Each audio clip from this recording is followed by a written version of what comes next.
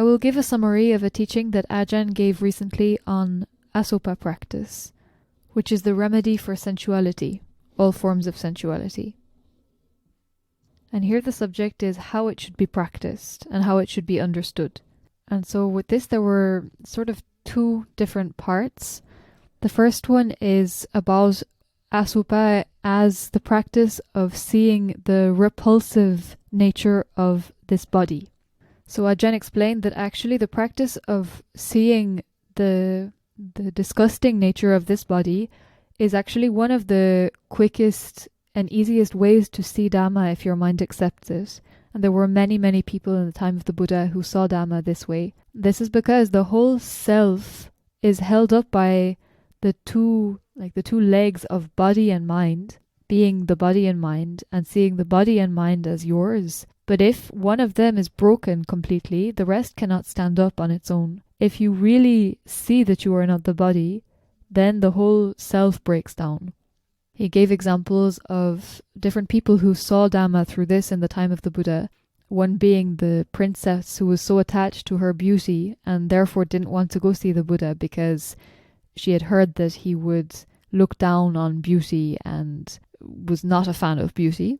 But then her whole family gradually around her became monks and nuns, and so then she was sort of left alone, and finally she said to herself, okay, I will go and see the Buddha.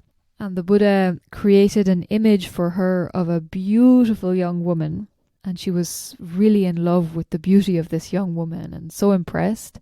And then he made the image change in front of her eyes, and she saw how it changed from being a beautiful young woman like her and slowly getting older and older and turning into an old, decrepit, ugly old woman, and finally turning into a corpse, dying and rotting away, being eaten by worms, being eaten and turning just into a skeleton. And as she watched this, she was shocked, but her mind also became concentrated, and she realized that the beauty of this body is like an illusion. The nature of it is hidden, and it becomes clear as it changes and gets older. And through seeing this, she became Sotapanna. Another example was a group of monks who went to meditate in the forest, and meditating, they purified themselves so well that they were sure that they were Arahan. And then they went to see the Buddha to tell him the good news that they were Arahan, but he knew that they were not Arahan. So he sent them to go and meditate in a cemetery where a few freshly dead bodies had recently been laid out. So they went to meditate there to watch the dead bodies. And they saw, as they were there, they saw that the touch of sexual desire was arising in them for these dead bodies. And so this shocked them into realizing that I'm not even Anagami, let alone Arahan. And then by meditating, they continued to meditate on the dead bodies, and then they became Arahan. And so what Ajahn was explaining, that the most straightforward way of practicing asopa is really with this going to see directly a dead body. There were many people who were doing this in the time of the Buddha, that they had access to it easily at this time. And it still exists to a certain extent in Thailand or in some monks where it's well known that they give monks access to mortuaries or places where dead bodies are laid out. And this is like easy to see because the object is right before your eyes and it's right there in front of you. So meditating on this, it's possible to realize that the nature of one's own body is the same. All the attention is on the mind, looking at the dead body as one's own body, seeing that this body has the same nature and that it will become this. So it's more difficult for us in a way because we do not have this relatively easy way of practicing, but it's still worthwhile to work on the subject and sell this to the mind, make it understood, and it is possible to see Dhamma this way. Then he was explaining about the nature of the body. We think I am this about the body. This is what we assume. I walk, I talk, I eat, I do everything. Think I'm the master of this body. In reality, this body is really just a lump of food for others. Especially after you die, it's the others who take possession of it and control it, but even now, it is food for others. There are approximately, I think, 10 trillion bacteria that they know about or that they've estimated who live in your body and who feed on it every day, along with I don't know how many other type of organisms, beings, who live in it and feed on it every day, every moment.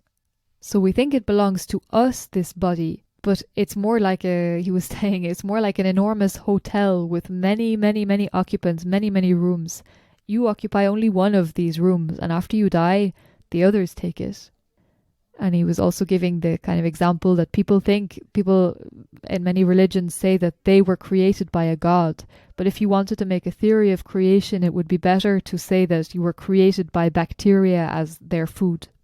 And what's very interesting is that all this is kind of obvious. We see that it's true. It's like evident. It's before our eyes. We know it. It's not something that we don't know, but it's the trick of this software being connected to the body that makes one I out of it, that we take the whole thing as I, myself, without questioning it. And so that's also why you have to separate the mind and body in order to understand the nature of the body. We have to be able to see the mind and understand that the body is a dead piece of organic matter. The mind creates a movement in it. The mind causes it to speak. The mind causes it to act. And it's also in the mind that we feel any sensation that arises through the body. But as long as we can't separate these two, we just see the whole thing as being one, as I, mine. And just to emphasize again how incredible it is how much we cheat ourselves with this. He was pointing to the fact that we're disgusted naturally by the bodies of others, by the bodily functions of others, and by the impurities of their bodies. Like if somebody starts to relieve themselves in front of you, to go to the toilet in front of you, or to spit or vomit or sweat, you're disgusted by this naturally. You're horrified. You want to vomit. You don't have to force yourself to see that it's disgusting.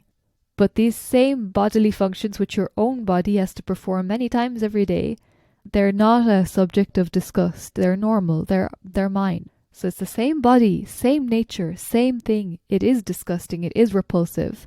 But the self cheats us everywhere all the time because it's me, it's mine. We're not disgusted. So this is one way to look at Asupa. And then another aspect of this contemplation of Asupa is to look inside oneself, to check more in relation to the whole, not only the physical body, but in relation to the whole subject of relationships, of sensuality, of being attached to another person, having a relationship with another person, being tied to another person.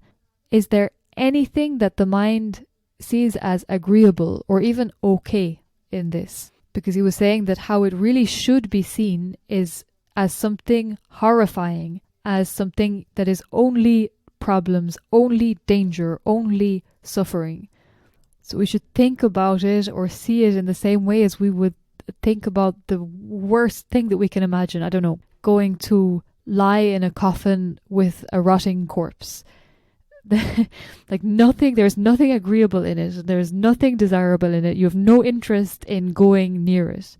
Or like putting your hand in a toilet full of excrement. Are you interested? Have you any interest or is there any kind of agreeable notion associated with this? So if there is any interest, anything agreeable that the mind finds agreeable in this subject, any aspect of it, just living with another person or being connected to another person, already he said, even if we don't talk about like physical sexuality, it's not talking about that, but just like the fact of having two people full of kelasa feeding off each other, both of them selfish, neither of them able to live up to the expectations of the other, it is really, really suffering. The suffering too of having the ideal that you make, that you fall in love with the perfect image of another person that you sort of fall in love with and that you want to worship, having this inevitably collapse, which it has to. There is no way that it cannot. It's so much suffering. It doesn't matter what way or what kind of relationship or anything. It is really, really terrible. So if you're not seeing it like this in any memory or any like idea of it, whatever way, if you're not seeing it as this danger, as this problem, as this suffering, then you haven't understood. So when the mind understands the nature of Asupa, the nature of what we think is agreeable thing, sensuality, how it is automatically repelled by this. There is no need to like force it to not arise or to cut it if like the desire wants to arise, because why would you have desire for something that you know to be nothing but suffering, nothing but trouble, nothing but pain?